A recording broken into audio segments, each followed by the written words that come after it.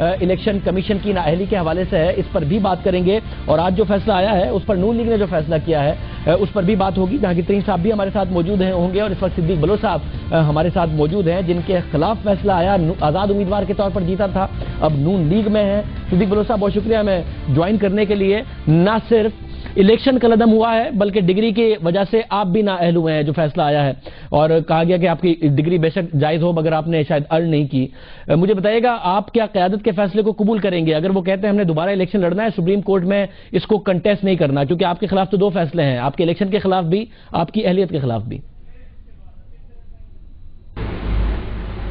شاہ زیب صاحب، سب سے پہلے تو یہ بات ہے کہ تفصیلی فیصلہ نہیں آیا،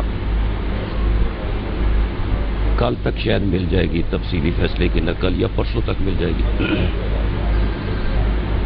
اس فیصلے کو لے کر پہلے پارٹی میں جائیں گے، جو پارٹی کا حکم ہے، پارٹی کی قیادت کا حکم ہے، لیڈرشپ کا جو حکم ہے، میں تو اس کی تعمیل کروں گا۔ مطلب اگر پارٹی فیصلہ کر لے کہ اس نے اسٹے آرڈر لینا ہے، اسٹے آرڈر نہیں لینا، عدالت میں نہیں جانا، اور دونوں حوالے سے فیصلہ کر لے، تو آپ اس کی باقاعدہ تعمیل کریں گے؟ شاہ زیب صاحب، میری گزارش سنیں کہ خواجہ سعد رفیق صاحب کا اور سردار یاد صادق صاحب کا فیصلہ اور ہے، میرا اور نوعیت کا ہے۔ میرا یہ ہے کہ مجھے تاحیات نااہل قرار دیا گیا ہے، ان کو نااہل قرار نہیں دیا گیا، ری پولنگ کا حکم دیا گیا۔ اگر پارٹی مجھے پھر بھی یہ حکم دیتی ہے کہ تاحیات نااہل رہو اور سپریم کورٹ میں اپیل نہ کرو، تو پھر بھی میں پارٹی کے حکم کی تعمیل کروں گا۔ مطلب یہ پارٹی سے بڑا پیار ہو گیا، آپ کو بڑی محبت ہو گئی ہے، مگر آپ نے تو آزاد امیدوار کے طور پر انتخاب لڑا تھا، بعد میں نون لیگ میں شامل ہوئے ہیں، اور الیکشن سے پہلے یہ نعرہ لگا کے انتخاب لڑا تھا کہ پاکستان تحریک انصاف اور نون لیگ دونوں کی وکٹ اڑاؤں گا۔ 99 میں الیکشن لڑا، مسلم لیگ نون کے پلیٹ فارم سے لڑا۔ 93 کا الیکشن لڑا، مسلم لیگ نون کے پلیٹ فارم سے لڑا۔ 97 کا الیکشن لڑا، مسلم لیگ نون کے پلیٹ فارم سے لڑا۔ 2002 کا الیکشن میں نہیں لڑا کیونکہ میں گریجویٹ نہیں تھا۔ 2002 کا الیکشن میرے بھانجے نے لڑا، جس نے کاف لیگ کی ٹکٹ پر لڑا۔ پھر 2008 کا الیکشن آیا، میں مسلم لیگ کاف کی ٹکٹ پر MNA منتخب ہوا۔ جب 2013 کا الیکشن آیا، اس وقت میں نے یہ سوچا کہ جاؤں گا مسلم لیگ میں، لیکن پہلے والے گناہ دھو کر جاؤں گا۔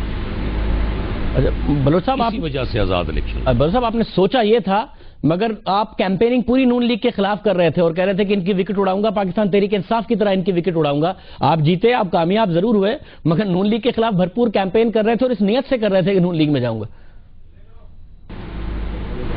شاہ زیب صاحب، جب جو بھی کوئی مقابلے میں آتا ہے، الیکشن تو ہوتا ہے، جو بھی مقابلے میں آتا ہے، خواہ وہ تحریک انصاف ہو یا نون لیگ ہو، کمپین تو میں نے کرنی تھی، یہ تو نہیں کرنا تھا کہ فلاں سے میں ہار جاؤں۔ مطلب پھر جہانگیر ترین صاحب نے ہمارے شو میں کہا تھا، جب میں نے ان سے سوال کیا کہ آپ نون لیگ کے خلاف تو کہہ رہے ہیں کہ یہ فیصلہ ہوگا، مگر آپ تو آزاد امیدوار سے آ رہے ہیں، تو انہوں نے کہا تھا کہ یہ نون لیگ کی الیکشن سائنس کا حصہ ہے، بڑی سائنس کے تحت وہ الیکشن لڑتی ہے، تو کیا پہلے سے طے ہوا تھا کہ اپنا بھی امیدوار ہروانا ہے، آپ کو جتانا ہے اور پاکستان تحریک انصاف کو بھی ہرانا ہے؟ شاہ زیب صاحب، مجھے بڑے افسوس کے ساتھ کہنا پڑتا ہے، بڑی معذرت کے ساتھ کہنا پڑتا ہے کہ جہانگیر ترین صاحب جتنے مہذب بنتے ہیں، اس سے زیادہ وہ جھوٹے ہیں۔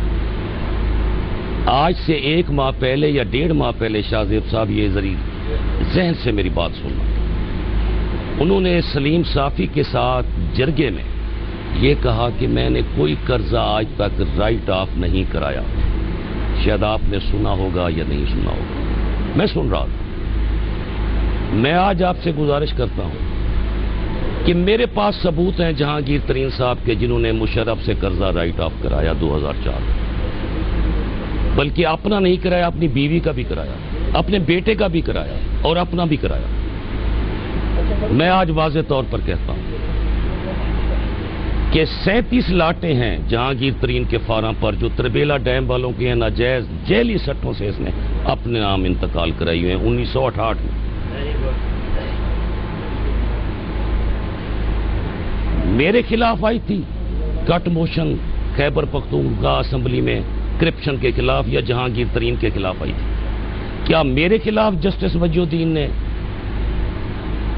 कहा कि करप्शन के तहत ये आदमी बना है और इसने करप्शन की है? बहुत शुक्रिया हमें शो में ज्वाइन करने के लिए। जहांगीर तरीन साहब हमारे साथ मौजूद होंगे भी।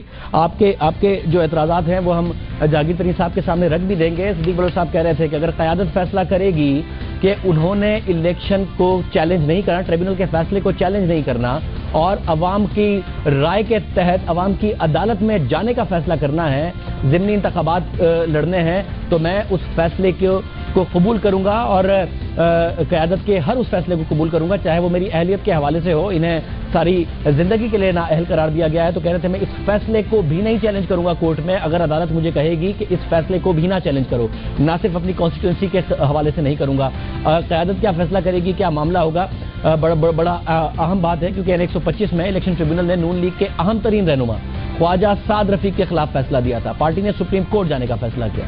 N122 पर इलेक्शन ट्रिब्यूनल ने स्पीकर कौमी असेंबली अयाज सादिक के खिलाफ फैसला दिया था। पार्टी ने उस पर भी सुप्रीम कोर्ट जाने का फैसला किया। लेकिन जब N154 पर इलेक्शन ट्रिब्यूनल ने तहरीक इंसाफ के रहनुमा जहांगीर तरीन के हक में फैसला दिया, तो नून लीग की क़यादत ने इन तीनों नशिस्तों पर इलेक्शन ट्रिब्यूनल के फैसलों को आला अदालत में चैलेंज करने की बजाय अवाम की अदालत में जाने का फैसला किया।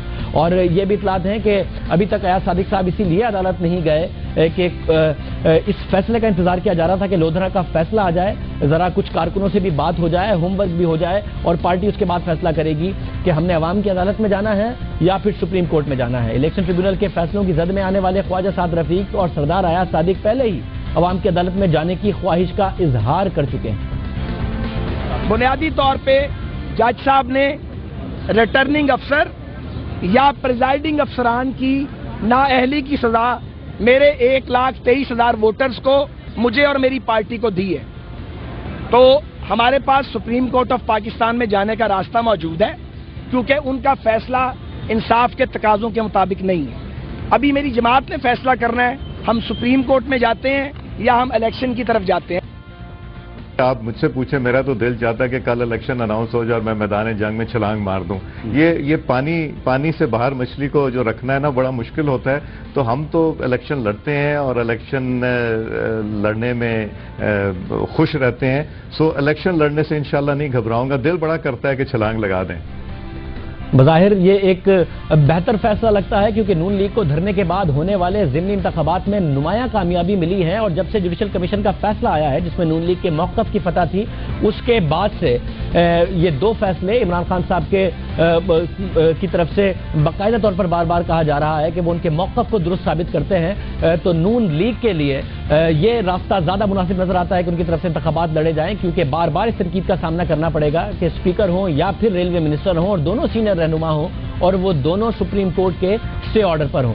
तहरीक इंसाफ को 6 मुसलसल नाकामियों का सामना करना पड़ा है बाई इलेक्शन में। N137 ननकाना साहब, N246 कराची, N108 मंडी बहाउद्दीन, N19 हरीपुर, PP 196 मुल्तान और PP 100 गुजरावाला में होने वाले बल्दियाती इंतखाबात धरने के बाद हुए थे और पाकिस्तान तहरीक इंसाफ ने इसमें भरपूर कैंपेनिंग की थी और उसके बाद तहरीक इंसाफ को इसमें शिकस्त हुई थी। आम बात यह है कि चाहे हरीपुर हजारा के इलेक्शन हो, N246 हो, गुजरावाला हो, मंडी बहाउद्दीन हो, इन सब के नताइज को पाकिस्तान तहरीक इंसाफ की तरफ से कबूल भी किया गया था। और इनमें से 2 इलेक्शन ऐसे हैं, हरीपुर हजारा का इलेक्शन और मंडी बहाउद्दीन का, जिसमें पाकिस्तान तहरीक इंसाफ के रहनुमाओं ने हमारे शो में कहा था कि हम देखेंगे कि पार्टी के अंदरूनी इख्तिलाफात का क्या मामला है, उसको बेहतर करने की भी इस हवाले से कोशिश की जाएगी। नून लीग का यह फैसला पाकिस्तान तहरीक इंसाफ इसको कैसे देखती है, हमें ज्वाइन करना है जहांगीर तरीन साहब ने। प्रोग्राम में एक ब्रेक शामिल करते हैं और ब्रेक के बाद जहांगीर तरीन साहब भी हमारे साथ मौजूद होंगे और एक अच्छी खबर, पाकिस्तान के लिए एक अच्छी खबर आई है, उस पर भी बात करेंगे एक ब्रेक के बाद।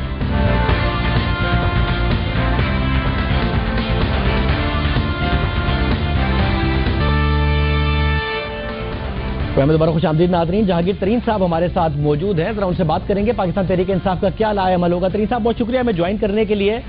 2 साल आपने ये कंटेस्ट किया, फाइनली आपको कामयाबी हुई है और आपकी कामयाबी के बाद नून लीग कहती है कि चैलेंज नहीं किया जाएगा, फैसला हुआ है और प्राइम मिनिस्टर से मुशावरत के बाद अनाउंस होगा कि पाकिस्तान मुस्लिम लीग नवाज इसको कंटेस्ट करेगी, तीनों इलेक्शन कंटेस्ट करेगी। क्या पाकिस्तान तहरीक इंसाफ तैयार है? جی بالکل، الیکشن کے لیے ہم تیار ہیں، ایک سیاسی جماعت ہے، ہمیشہ الیکشن کے لیے تیار رہتے ہیں اور انشاءاللہ بھرپور طریقے سے الیکشن لڑیں گے. مگر یہ ایک سوالیہ نشان اور ایک سوال ہمارے دماغ میں ضرور ہے، اور وہ یہ ہے کہ کیا یہ جو الیکشن کمشنر ہیں 4 بیٹھے ہوئے، جنہوں نے 2013 کی الیکشن میں یہ تمام نااہلی دھاندلی جو بھی ہوا، جس کا بھی جو موقف اور لفظ استعمال کرتا ہے، یہ لوگوں کے ہوتے ہوئے کیا الیکشن صاف اور شفاف ہو سکتی ہے؟ یہ سوال ہے، کیونکہ انہی لوگوں کی وجہ سے سارے مسائل ہوئے ہیں. اور یہ اس الیکشن میں ہماری ریکویسٹ کے باوجود جن لوگوں کے غلطیاں کی ہیں ان لوگوں کو آپ پکڑیں، ان لوگوں کو آپ ان پہ رسپانسبلٹی لگائیں، ان پہ سزائیں دیں تاکہ آئندہ ایسی چیز الیکشن میں نہ ہو. اور وہ یہ کرنے سے انکاری ہے، یہ کرنے سے انکار کر رہے ہیں کہ ہم یہ نہیں کریں گے، حالانکہ تمام ثبوت موجود ہیں. نہ صرف ہم نے دیے ہیں، ٹرائیبیونل کے ججمنٹس میں آئی ہیں اور جوڈیشل کمیشن نے بھی 40 نقطے جو ہیں وہ نکال کے دیے ہیں. بہت بڑا مسئلہ ہے. صاحب یہ سارے بڑے کیٹیگوریکلی کہہ رہے ہیں کہ ہم نہیں کریں گے، اور خان صاحب نے بھی کہا کہ ہم اس کا قانونی راستہ اختیار کریں گے. مگر آپ کی طرف سے جو ابھی ریسنٹ پاس میں بائی الیکشن لڑے گئے ہیں، جو ہزارہ کا بھی ہے، دوسرے بھی ہیں، وہ اسی الیکشن کمیشن کے تحت تھے اور آپ نے ان کے نتائج قبول بھی کیے کہ جی ہاں فیئر تھے، اور حالانکہ آپ ہارے اس کے باوجود آپ کی طرف سے نتائج قبول کیے گئے تھے. تو کیا باقی 3 کے بارے میں آپ کی پالیسی الگ ہوگی؟ جی دیکھیں، نہیں، ہم سمجھتے ہیں کہ دیکھیں ہم سیاسی پارٹی ہم الیکشن سے دور نہیں رہ سکتے، نہ رہنا چاہتے ہیں. مگر اب جب ہم نے ان کو خان صاحب نے خط لکھا اور انہوں نے کہا کہ آپ یہ ایکشن کریں، یہ نشاندہی ہو گئی ہے، اس کے بعد ٹرائیبیونل نے جو باتیں کی ہیں، جو الیکشن کا سٹاف ہے انہوں نے کہا بالکل نااہل ہے اور انہوں نے غلطیاں کی ہیں، بے ضابطیاں کی ہیں، اتنی زیادہ irregularities کہ الیکشن کو کالعدم قرار دے دیا. مگر اس خط کا جواب میں ہمیں الیکشن کمیشن نے واپس میٹنگ کر کے یہ بھیجے ہیں منٹس اپنے کہ جی ہم سیاسی پارٹیوں کو جواب دے ہی نہیں ہے. اس جواب کے بعد تو ہم کہہ رہے ہیں ہمیں بہت زیادہ تشویش ہے اس سے کہ یار یہ کیسے لوگ ہیں. آپ کی مراد جو ہے، جو آپ کی تنخواہیں ہیں وہ ہمارے پیسوں سے، ہمارے ٹیکس کے پیسوں سے جا رہی ہیں، اور آپ ہمیں جواب دے نہیں ہیں، آپ پاکستانی عوام کو جواب دے نہیں ہیں. ہم سیاسی پارٹی ہیں، 80 لاکھ لوگوں نے ہمیں ووٹ دیا تھا، ہم اب ریپرزینٹ کرتے ہیں عوام کو، اور آپ ہمیں جواب دے نہیں ہیں، تو آپ کس کو جواب دیں؟ مجھے یہ بتائے گا، اس کے بعد اور ان کے اوپر اب شک و شبہ بڑھ گئے. صاحب یہ بتائے گا، آپ نے کہا کہ الیکشن ظاہر لڑیں گے، اور میں یہ ایکسپیکٹ کرتے ہوئے کہ آپ ہی لڑیں گے اگر لودھرا کا الیکشن ہوتا ہے، تو ایک تو 6 بائی الیکشن ہار گئی ہے پاکستان تحریک انصاف دھرنے کے بعد سے. پہلا یہ، دوسرا یہ کہ جو 2013 کے انتخابات تھے اس میں یہ بلوچ صاحب آزاد لڑے تھے. ابھی ہمارے ساتھ شو میں تو کہہ رہے تھے کہ پارٹی کہے گی تو میں اس کینڈیڈیٹ کو سپورٹ بھی کروں گا. انہوں نے ویسے بھی کہا ہے کہ جو بھی پارٹی جس کو چنے گی اور پارٹی کا فیصلہ مانوں گا. تو ان کے اپنے ووٹ اور نون لیگ کے ووٹ مل کے تو کافی زیادہ ہو جائیں گے ترین صاحب، اور آپ بائی الیکشن بھی آ رہے ہیں. ایک تو آپ کی آواز مجھے بہت ہلکی آ رہی ہے، تو مجھے آدھی بات سمجھ آئی ہے، آپ کی آدھی بات سمجھ نہیں آئی. مگر میں کہنا یہ چاہتا ہوں کہ ہم انشاءاللہ بہترین کینڈیڈیٹ سامنے لے کے آئیں گے، اور الیکشن ہم ضرور لڑیں گے، بھرپور طریقے سے لڑیں گے. اور الیکشن میں اونچ نیچ ہوتی رہتی ہے، کبھی کوئی الیکشن جیت جاتے ہیں، کبھی کوئی الیکشن ہار ہی جاتی ہے. مگر یہ ہیں 3 حلقے ایسے جس میں ہم 2013 میں الیکشن جیتے تھے اور ہمیں زبردستی ہرایا گیا تھا. ان حلقوں کی نوعیت فرق ہے، انشاءاللہ تعالیٰ آپ دیکھیں گے بائی الیکشن.